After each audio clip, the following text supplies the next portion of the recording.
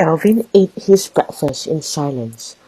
His mother kept stealing glances at him when she thought he wasn't looking. Finally, Alvin pushed his plate away. "Mom," he said, catching her eye, "what's the matter with you this morning?"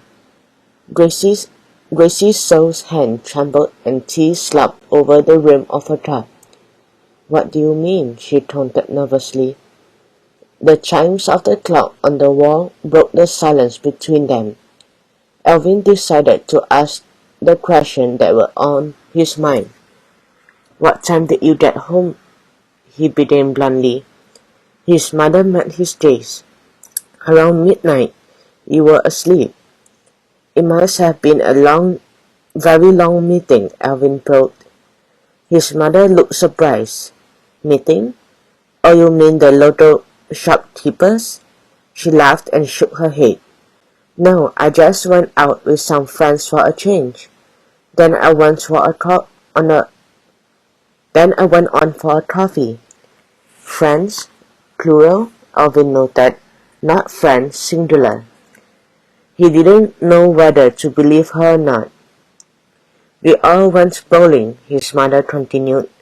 We had lots of fun." Alvin tilted his head to one side. "You look different, Mum." Gracie So ran a hand through her hair. "I do? You look happy inside." Alvin got up and crossed the room. He paused in the doorway, looked back at her, and winked. "I hope he's nice, Mum," he told her. When she blushed, he went to his room to get dressed. When they reached his mother's shop, Alvin hurried through his headquarters. His mother's mystery man would have to wait, he decided. He had other mysteries to solve. He'd woken that morning with a plan formed in his mind.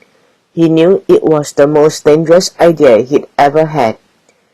And he knew that Sergeant Sue would never allow him to put it into action. So he decided to share his theory with the policeman, but not his plan. Sergeant Sue's mobile phone was busy. After punching in the number 5 more times, he finally got through. "Alvin?" Sergeant Sue sounded worried. "I solved the case," Alvin announced. As Sergeant Sue listened to Alvin, he was stunned. It was just like listening to the boy's father when he was still alive. Out of left field was how their old chief inspector had described his way of thinking. Like his father, Alvin made the same huge, unpredictable leaps. "Alvin," he said at last, "I can't fault your thinking, and I agree with you. You've solved the mystery, but I still don't want you to put yourself or your friends in danger. The snake is no fool. If he knew you'd crack the case, he'd kill you without a moment's hesitation. Now that you've laid out all the answers, let me take over." His voice took on a softer edge. "Alvin, I want you to promise me something. I don't want you leaving your headquarters today. Is that clear? Do I have your word on it?" "Don't worry, Sergeant Sue," Alvin promised. "I'm not planning to go anywhere as far as I'm concerned. I plan to stay here all day."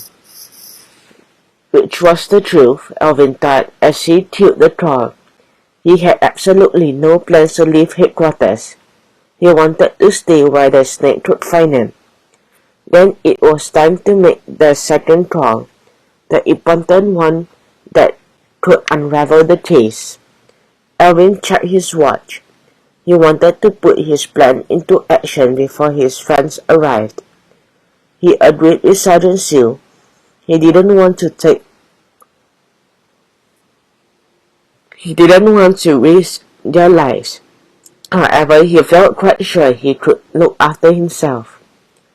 At the same time, he wondered whether the person he was calling would even be awake.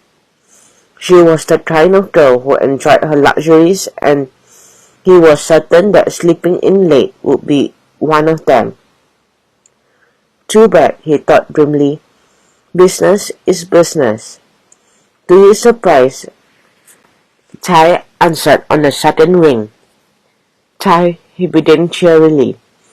I haven't thanked you for helping Rafi and Mas. That was very nice of you, really. Alvin, how sweet of you to call, Tai purred. I guess you had to wait until your girlfriend wasn't eavesdropping. Wailing, isn't that her name? Suddenly she sounded anxious. Sometimes my father scares me, she confided. He flees into terrible rage when things don't go his way. I didn't want Rafi and Mas to suffer. That's why I did my best to hide them from him. Then her voice became silky again. Does that mean we are friends again? Alvin crossed two fingers for the lie he was about to tell. Tai, we've never stopped being friends, and I've missed you too. He hoped she believed him, and he pressed on.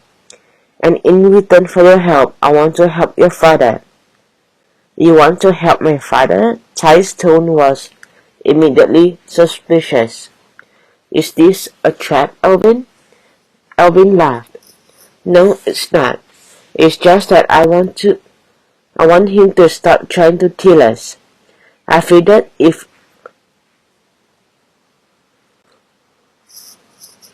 I gave him some information, he might call off his gangsters. I don't understand, Tai broke. What information do you have that he'd want? Alvin played his trump card and hoped it would work. Well, I know he's got the Edo, he said. He thought he heard a startled gasp on the line, but when she spoke, Tai sounded puzzled. Edo? What Edo? What are you talking about? Alvin sensed she was lying, and if she was, that meant his theory was right. The Edo he stole from my client.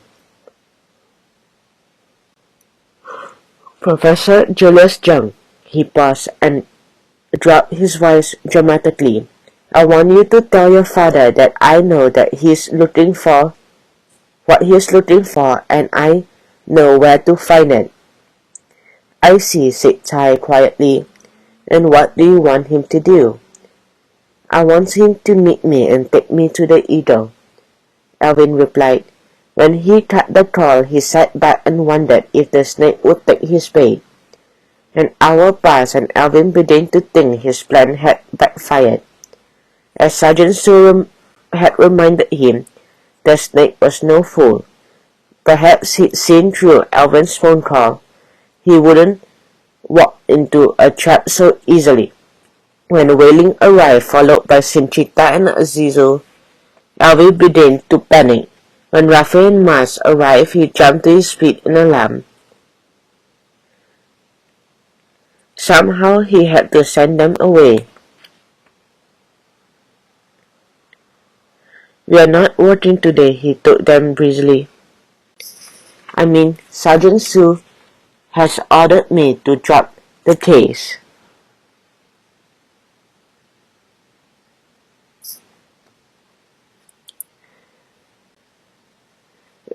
Wailing shook him a suspicious look. Since when have you ever listened to Sergeant Sue? Alvin scowled at her. Well, I have now. We're all going to have a day off. Rafi thought Alvin was dreadfully poor liar. A day off when there's a case to crack, he challenged. What are you up to, Alvin? Why are you trying to get rid of us? Azizu fiddled with his strap. We don't mind staying. There's nothing on TV. Sinchita folded her arms. It's too boring at home, she agreed. I'd rather hang out here. Her eyes narrowed. Unless, of course, you don't want us to. Alvin was still trying to think of how to send them away when the door from the car park burst open. Their face hidden by starting masks, 3 men Ilgan stomped in. Alvin glanced at his watch. "What kept you?" he asked. Crouched on a nearby rooftop, a man in a dark jacket reached for his walkie-talkie. "3 masked men have just gone inside," he reported. "I'm sure they are from the Snake." He paused, his eyes riveted on the scene below. "Hold it, they're back. They've got Alvin and his team. They're putting them into a black van."